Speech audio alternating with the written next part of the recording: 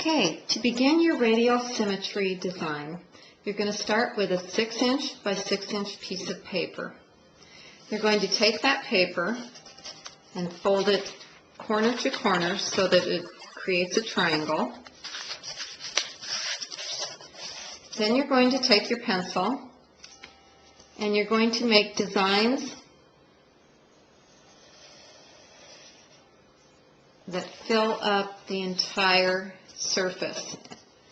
Some of the designs run off the edge of the paper, but I want you to make sure you're filling up shapes and not just lines,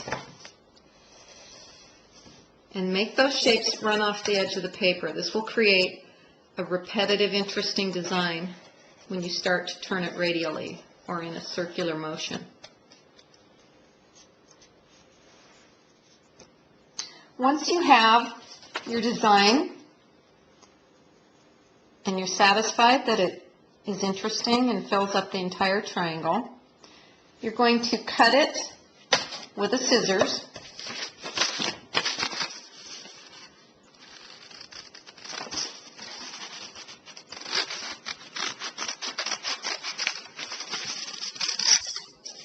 So that you have just your 1/2. The next step is you're going to take a black skinny felt tip marker and outline your pencil design with black marker. The reason you need to do this is because you're going to flip the design over and you're going to trace the design on the other side of this paper, and it helps if it's black so that when you go to a window to flip it to trace it, you'll be able to see the lines a little bit easier.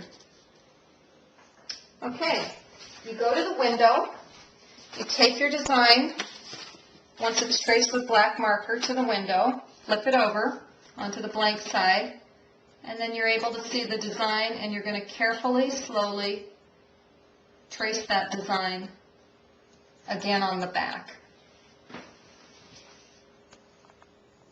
Okay, I now have both sides of my diamond identically traced with my design.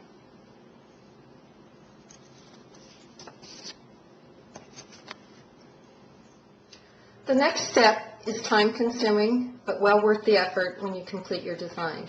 You're going to take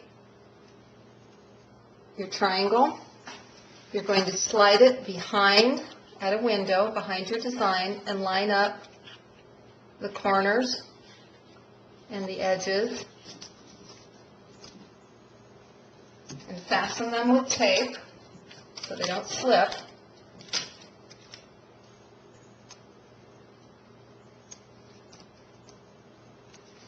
Then you're going to begin to trace the design onto your 12 by 12 inch piece of paper. You want to be especially careful when you're tracing, when you get to your edges, because when you flip this design and continue tracing it in a radial motion, it'll make these lines at the edges line up much more easily, and you'll have a design that has more continuity that way. So just take your time and slow down. That's part of art, is being meticulous and not rushing, and just letting the process happen. Okay, I finished tracing that little wedge. I'm going to slip out my design. And now, here's what you're going to do. You're going to take it and flip it over, and then slide it to the back again. Line it up at the corner. Takes a little bit of finagling.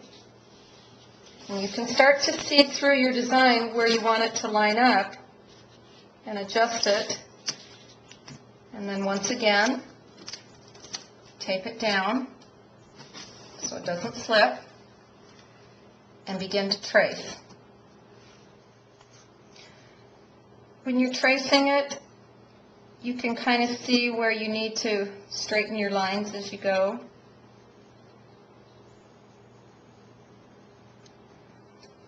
Sometimes they may not exactly line up together because your paper may not have been cut completely square. But you can adjust for that as you're tracing. Again, slowly, take your time, one line at a time. Don't get impatient. It's worth the effort to take your time to make a beautiful graphic design. As you can see, the design is starting to form. So I've traced it twice. I'm going to pull that one out, line it up from the front again, and then flip it. And you're starting to get the idea of how this design is starting to come together. Slide it behind again, line it up. If you're fortunate to have a light box, this process is many times easier than standing up at the window, but unfortunately most schools don't have light boxes. So we have to do it the old-fashioned way. Okay, you can see the design is taking on a circular pattern. And you can almost see a feather design in here. So when you are designing, you can put half of an unfinished design running down the center of your triangle, the long side of your triangle, and that will become a whole object once the tracing begins, when the flipping happens. Okay, so I've slid it out again. Got to line it back up correctly so I don't make a mistake. Flip, and slide it behind again, and so on and so on.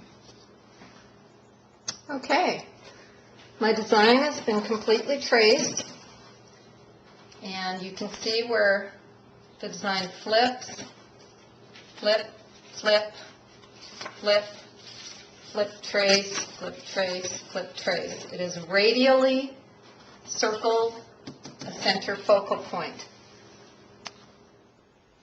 Okay, you can see now the completed radial design.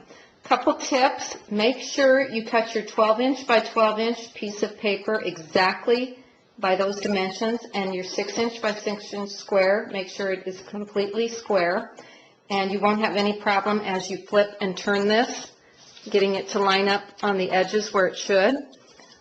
I want you to go back now and come up with a color scheme. Use markers or colored pencils to color this in to submit. Don't use more than 3 to 5 colors, or you will get too busy and your colors won't line up real well. Remember to use your color schemes. Warm or cool color schemes, analogous color schemes work well. Go back and look through those. If you need to go online to look at color schemes, there's lots of sources out there and ideas. These will turn out really, really interesting. Another little tip is don't make your design that you start out with on your triangle too complicated, or you'll get crazy when you're tracing it.